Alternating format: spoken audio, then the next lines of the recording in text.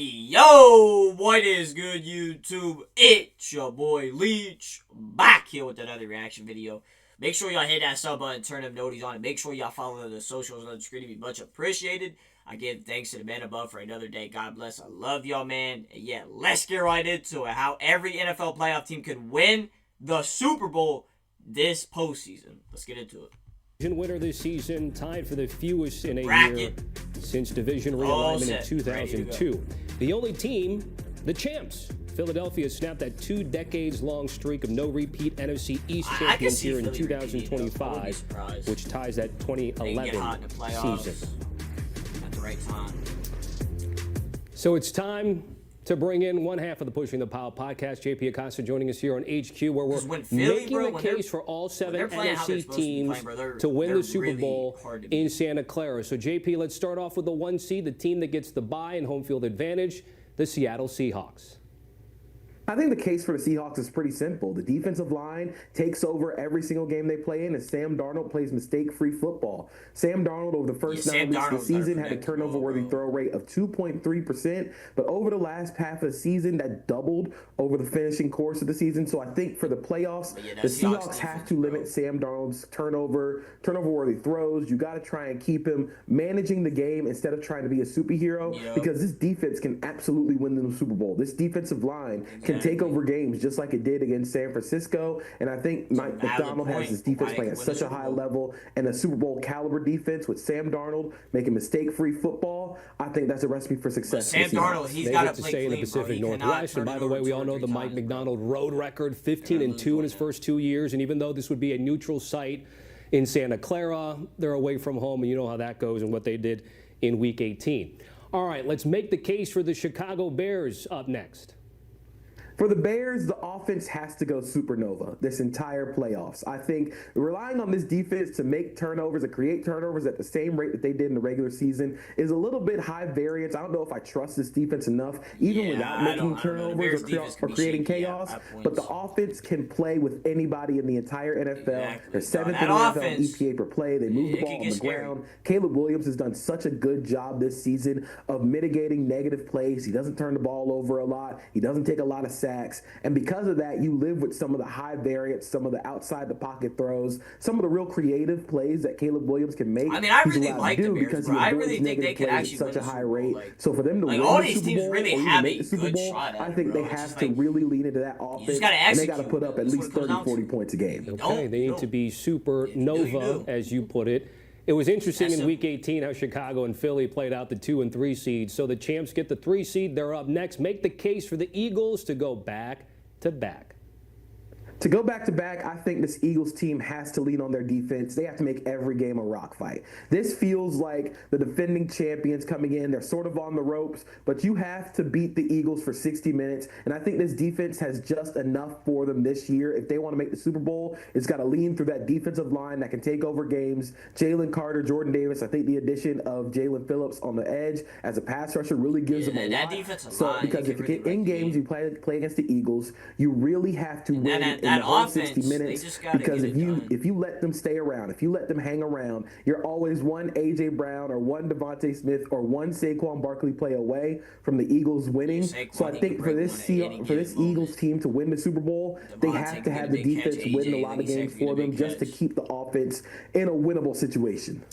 Next up is the team with the longest odds to win the Lombardi out of all 14 teams still left in the Big Dance. It's the Carolina Panthers. 200 to 1 is generally what you're seeing in the betting markets here. But, JP, make the case for the Panthers. Keep pounding. So there might be a little bit of conjecture, and sorry to our producer James, it might be a little bit of a stretch for this Panthers team to win the Super Bowl, but if they do, they're going to have to do it on the backs of this ground game. They've invested so much into their offensive line, and they run the ball at a super high level in all of their wins. That allows them to shorten the game. It keeps their defense off the field, and I think they've really struggled on the defensive side of the ball this season. But where they have to win is their offensive line has to road grade, and then they have to be uber efficient on 3rd and 4th down. That's where they win games. That's where Bryce Young is at his best. They have to win in those high leverage situations to make the Super Bowl. And I think for this team, it's got to lean through the offensive line. Okay, you made the case for the Carolina Panthers, who will be home double-digit underdogs to the LA Rams, a team they beat back in Week 13 at Bank of America Stadium. I mean, but now I guess. let's make the case for Sean McVay, Well, Matthew it's the Stafford, playoffs, and company bro. out Matthew in LA. Stafford. I think it's pretty simple for the Rams. The offense continues to play at a high level, and this pass rush completely shuts the door on any opposing team. They're first in the NFL in success rate. They move the ball at such a high level. I think what's underrated about this Rams team, because they have Puka Nacua, Devontae Adams, Matthew Stafford, Sean McVay calling the plays, they've been one of the most successful rushing games this season out of anybody in the NFL. I believe they're number one in rushing success rate. So when they're able to run the ball the way they do, when they're able to create explosives in the passing game with Devontae Adams 100% healthy, and if they get Kevin Dotson, their right guard, back healthy, I think it's going to be really tough to beat this team on offense. And if they get a lead, it's going to be really tough to block all those guys they have up front with that pass rush.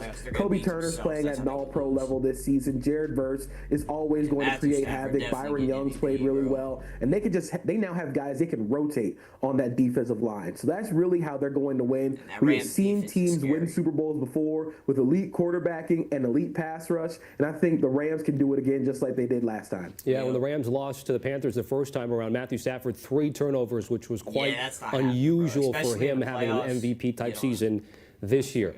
Let's get to the San Francisco 49ers. I'm curious to get your thoughts on making the case for Kyle Shanahan and his crew, because if you describe Chicago as supernova, JP, how are you describing the Niners? I believe if the Bears are supernova, the Niners will have to go even beyond that. They'll have to go full Super Saiyan on offense to truly make the Super Bowl if they want to get a home game for in Santa Clara. This offense has been at such a high level since Brock Purdy came back. Kyle Shanahan has done an amazing job getting this team to just an elite level on offense, even without the defense playing without most of their superstars, Fred Warner, Nick Bosa, not coming back for this playoff run potentially. But this offense can win them games. I think that Kyle Shanahan has done such a great job of masking some of the inefficiencies with the receiver core and some of the inefficiencies they've had on the ground. They haven't really run the ball I think this 49ers effectively this year, but they've done it at a high volume. So if they're able to just continue to put points on the board, if they can score with anybody, you can at least have the defense make a couple of big plays. But it's going to have to be leaning on the offense to win the Super Bowl. I always knew I liked you, JP, with the Dragon Ball Z reference. We'll see how many spirit bombs that the Niners can conjure up during this playoff run. Last but not least, the Green Bay Packers make the case for Matt LaFleur, Jordan Love, and game. I think it's going to have to be on Jordan Love. This Packers team comes in incredibly injured. They're not going to have Tucker Kraft. They're not going to have Micah Parsons. So it's going to lean on their quarterback, Jordan Love. And in this situation, I think the Packers are going to have to lean into throwing the ball early. First-round matchup. Throwing the ball early down, first, second down. I think that's when they are at their best, when they let Jordan Love cook. This defense still has talent and still has potential, but I worry about their pass rush in these situations, especially when you play teams like the Eagles, when you play teams like the Bears, like they do this weekend. I worry about the pass rush in this scenario, but Jordan Love has been so good when he's not pressured, and when he's played this season, I think he's been really good this year, and I think if they're going to win the Super Bowl, I think it's going to have to be on Jordan Love's arm. That's JP Acosta making the case for every NFC team to win the Super Bowl. JP certainly appreciated. By the way, I also just noticed he's got a Goku 49ers, though. You just have to rely on Dragon Ball Z is all about. Let's take a look at odds to win the AFC, or rather NFC. Specifically, Seahawks are the betting favorite plus 175. Panthers, no surprise, the long shots there at 80 to 1. And why they could go all the way, I'd love to know. How about the AFC? Let's go team by team. AFC time for each to make the Super Bowl. Stick around to see Pete Prisco do his best to convince us that the Jags can win it all for the first time. I don't trust the Jags. Let's continue the conversation in terms of making the case to win the Super Bowl. This time we're going AFC. Tommy, Emily, and Pete Prisco now joining us. So again, all AFC teams 1 through 7. Pete, let's start with a 1 seed and the bye, the Denver Broncos. Defense, defense, defense. I mean, that's pretty simple when it comes to them. Look, they're suffocating on defense. Vance Joseph has done a great job. They get after the quarterback. They attack the quarterback. They're good on the back end. I don't see anyone beating them in AFC. The question will be the offense, but they've made a lot of plays in the big moments. You know, Bo Nix has been great in crunch time. So if you're looking for why they can do that, those are the whys. They can get after the quarterback. They can cover on the back end. They're great on defense. And Bo Nix has been outstanding in crunch time, and they've won a lot of close games. They will not be playing on Wild Card Weekend, so we have to wait and see the Broncos run to the Super Bowl. Number 2 team, the Patriots, worst to first, and the division winner. Can they keep this thing rolling? Absolutely. I mean, when you look at it, there are questions about them because they did beat a lot of teams that weren't very good. That's so people look at that schedule. But then you look at the quarterback. He's been great. He's in the MVP conversation, might win it. They can throw the ball. They've run the ball really well the last month of the season, and I think that's something you have to do in the postseason. Defensively, a lot of veterans, and we know they can cover on the back end. They can lock up guys, and when you can lock up people in the playoffs and go after a quarterback with a four-man rush, I think that's big for you. So there are a lot of reasons why. Mike Vrabel might be reason number one. He instilled that culture in them. They're tough, they're physical, and they're going to be a tough out.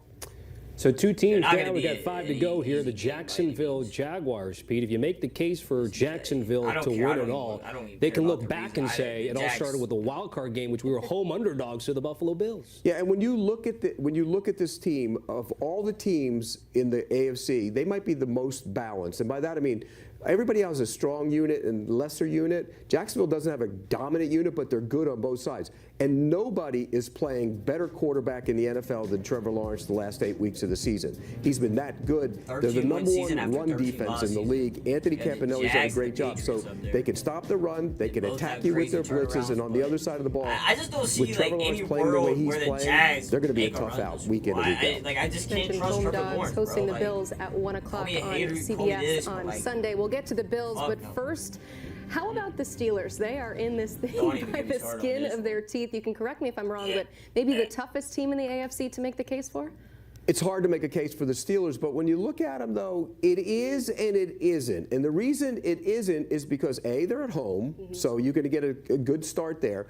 2, Aaron Rodgers. I mean, this guy's been in a lot of playoff games. He's been through wars, and when your quarterback's been through wars, that gives you an advantage over some teams. The other part of that is they are physical on the defensive line, and we saw that last week against the Ravens. They can get after the quarterback. They have guys in Watt and Cam Hayward's been phenomenal this year. They can attack the quarterback. I worry a little bit about the back end.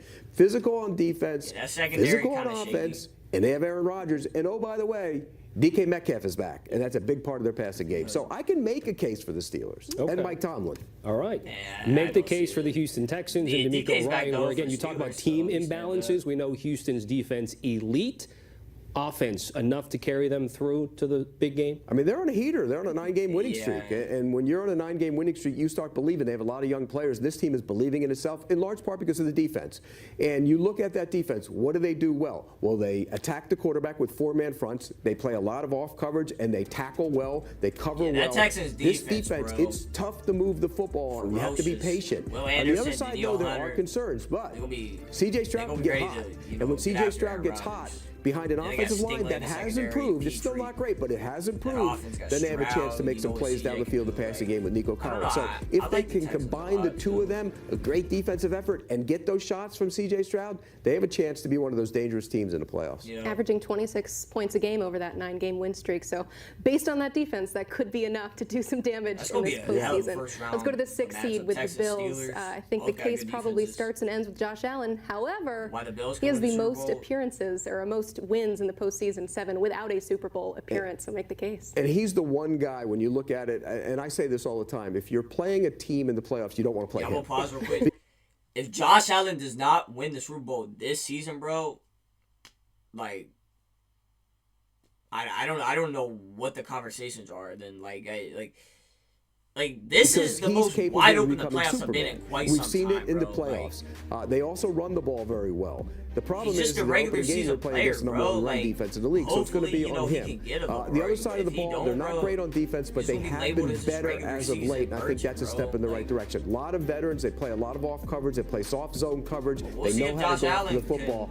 But this will come down to Josh Allen. If they go and advance to the Super Bowl, it will be because of him. Yeah, he just has to look at that bracket. For many years, it was Mahomes, Burrow, Jackson. That's not the case this year. Last but not least, the LA Chargers with Justin Herbert, Jim Harbaugh. They navigated those offensive tackle troubles. Pete Prisco, make the case for the Bolts. Well, you look at their defense, they've been very good. You know, we talk about the great defenses in this league. They've been really good with Jesse Minter on the defensive side of the ball. They're one of those defenses that don't allow you to get big plays, so you have to be patient. And when you're patient, sometimes you turn the ball over when you make mistakes. So that's, I think, a real advantage for them. The disadvantage you mentioned is the offensive line.